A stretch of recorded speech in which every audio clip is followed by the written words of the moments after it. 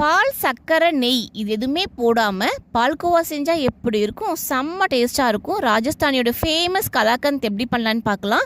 அடுப்பில் ஒரு கடாய் வச்சு கேஸ் ஸ்டார்டிங்லேருந்து மீடியம் ஃப்ளேமில் தான் இருக்கணும். 3 ஸ்பூன் அளவுக்கு பால் பவுடர் போட்டுக்கலாம். இது கூடவே மில்க் மெய்ட் போட்டு நல்லா மிக்ஸ் பண்ணி விட்டுக்கலாம். கட்டிகள் எதுவுமே இல்லாமல் நல்லா ஸ்மூத்தாக வரணும், அதுக்கு மிக்ஸ் பண்ணி விட்டுக்கலாம். நல்லா ஸ்மூத்தாக வந்ததுக்கப்புறம் இது கூடவே பன்னீர் எடுத்து வச்சுருக்கேன். பன்னீர் கையாலே மசிச்சு விட்டு போட்டுக்கலாம். சைடில் ஒரு பிளேட்டில் பட்டர் ஷீட் போட்டு ரெடியாக வச்சுக்கலாம். பன்னீர் போட்டு நல்லா கிண்ட அழகாக திரண்டு வரும், அது வரைக்கும் கிண்டிக்கலாம். இப்போ பார்த்திங்கன்னா ரெடி ஆகிடுச்சு.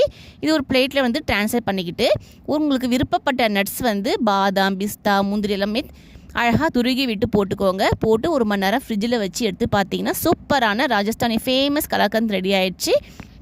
உங்கள் வீட்டில் எல்லாருக்கும் கொடுத்துட்டு பாலே போடாமல் செஞ்சேன்னு சொல்லி பாருங்கள், யாரும் நம்பவே மாட்டாங்க. அவ்வளோ டேஸ்ட்டாக இருக்கும். ட்ரை பண்ணி பாருங்கள். குட்டீஸ்க்கு எல்லாமே ரொம்ப விருப்பப்பட்டு சாப்பிடுவாங்க. நம்ம வீடியோ ஃபஸ்ட் டைம் பார்க்குறீங்கன்னா மறக்காமல் சப்ஸ்கிரைப் பண்ணிக்கோங்க. தேங்க்யூ.